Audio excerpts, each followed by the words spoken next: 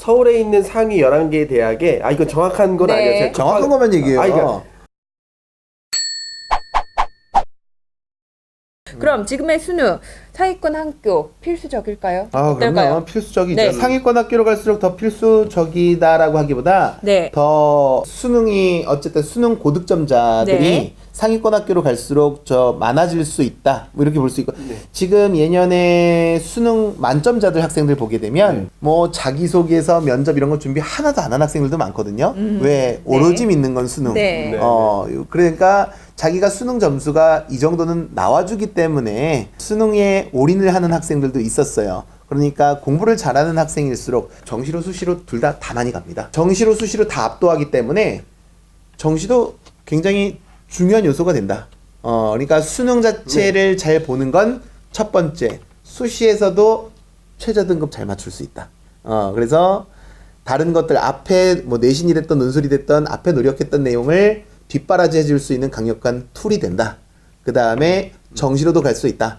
그래서 우리가 컨설팅 받으러 가게 되면 제일 먼저 물어보는 게 뭐 컨설팅 하시는 분들에 따라 다르겠지만 보통 한다 하시는 분들 중에는 제일 먼저 물어보는 게 수능 몇 등급이야? 이거부터 물어봅니다. 두 번째, 내신은 뒤에 물어봐요. 내신 먼저 안 물어봐요. 너 내신 몇 등급이야? 왜? 내신 몇 등급인 거 가지고서 컨설팅 하기가 어렵거든요. 왜냐면 학교 간 편차가 있기 때문에. 그래서 수능 몇 등급이야?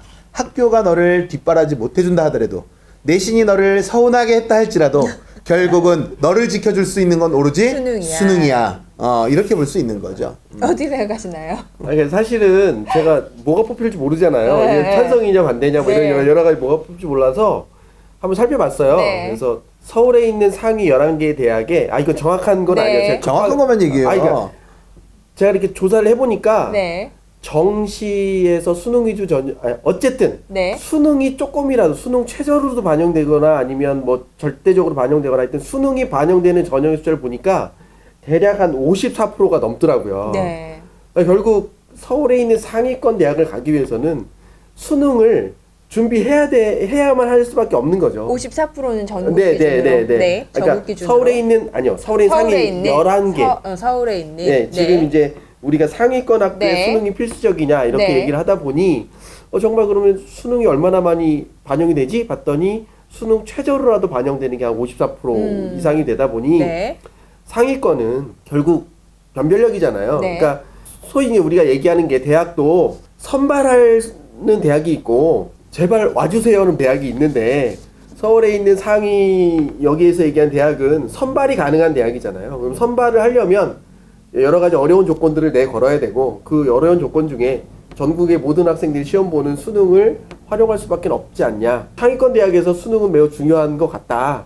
그렇지만 또 반대로 얘기하면 수능이 반영되지 않는 48%가 또 존재하잖아요. 네. 그러니까 내가 수능이 잘 안 나온다면 수능 최저 등급을 맞추기 좀 어려운 컨디션이라면 그 나머지 48%를 유심히 관찰하는 것도 중요하지 않겠느냐.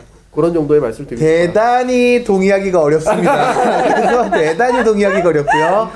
자, 아까 말씀하신 중에서 대학들이 우리 학교 높은 대학이니까 수준 높은 대학이니까 쉽게 들어올 수 없지 어렵게 하기 위해서 제 1장치, 2장치, 3장치 해가지고서 수능까지 보고 와가 아니라 네. 상위 학교는 그만큼 논란의 중심이 될 수 있으므로 보다 공정성을 기하기 위해서 제도적 장치, 객관화된 장치들을 더 두고 있다라고 이렇게 보는 게 좀 더 맞을 것 같고요. 네네. 그래서 수능 최저 등급까지 요구한다라고 볼 수 있을 것 같고 보통 학생부 종합전형에는 수능 최저 등급 별로 없어요. 서울의 유수의 대학들은. 그러니까 이 얘기는 무슨 말이냐? 어차피 면접 중심의 선발 방식, 그 다음에 그 입학사정관들의 어쨌든 판단에 의해서 네네. 학교 간 편차를 다 반영할 수 있어요. 그러다 보니까 그런 것들을 감안해서 뽑다 보니 실제 수능을 반영을 안 시키는 경우가 많고 그런데 흔히 교과 성적, 내신 성적이 30-40%씩 반영되는 논술이라든지 올해는 물론 논술에 최저 등급을 폐지한 학교들도 많이 있습니다만 그 외에 학생부 교과 전형, 내신 중심의 선발 방식들은 내신이 포함되어 있는 적정 수준 이상 포함되는 이거 못 믿겠다 보니까 거기엔 거의 대부분 수능 최저 등급이 들어가 있어요. 그러니까 아까 얘기하신 중에 수능 최저 등급이 없는 전형으로 간다. 거기에도 수능 최저 등급은 없지만 학교 간 편차를 다 감안해서 반영을 하고 있는 거고. 그러니까 너무 일반화해서 얘기하시는데요. 서울에 있는 상위권 대학 중에 학생부 교과도 수능 최저 없는 대학이 있어요. 있어요. 네네. 있어요. 그러니까 예. 너무 일반적으로 그렇게 얘기하시는 것보다 있어요. 근데 내가 갖고 있는 장점을 지혜롭게 활용하는데 내가 수능 최저 안 나와요. 근데 내가 그 학교로 가고 싶어. 그러면 없는 전형으로 지혜롭게 전략을 짜는 거 맞는 거 아니에요? 그게 뭐 잘못된 거예요? 그런데 사실 수능만큼 본인이 결과가 확실한 것도 네네네. 없다. 네. 예를 들어서 1.1등급의 내신이 있다라 하더라도 이게 어떤 대학을 갈 것이냐 떨어질 수도 있잖아요. 그렇죠. 근데 수능은 네네. 사실은 예년 데이터에 딱 네네. 그 배치표 놓고 나서 네. 거기에 맞춰서 지원했을 때 사실 이거만큼 확실하고 예측 확률이 높은 전형도 없다. 아까 이제 말씀하신 것 중에 다 그런 거는 아니지만 네네. 일반적으로 학생부 교과나 논술을 보게 되면 수능 최저까지 요구하는 경우가 많다. 학생부 그렇죠. 종합 네네. 전형은 수능 최저를 요구하는 경우는 많지 않다. 뭐 이렇게 보시게 되면 수능이 마지막까지 주요 변수로 작용하는구나. 이렇게 볼 수가 있는 거죠. 입시 전형에 맞춰서 내신이나 수능이나 잘 준비를 해야 된다라는 말씀으로 정리할 수 있을 것 같습니다.